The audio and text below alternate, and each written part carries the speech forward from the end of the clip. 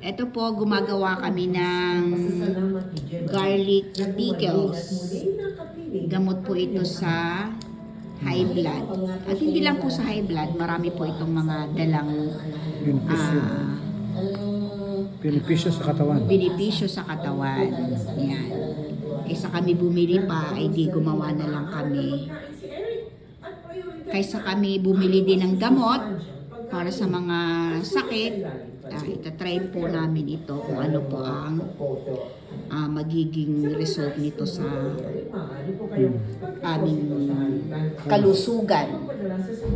So, tatalupan lang po yung garlic, yan. Bababad sa Tapos, ibababad po namin sa apple cider vinegar. Nang ilang araw yon? kahit bukas pwede na yan. So overnight pwede lang. Then, diyan lang talaga siya. Kababad lang.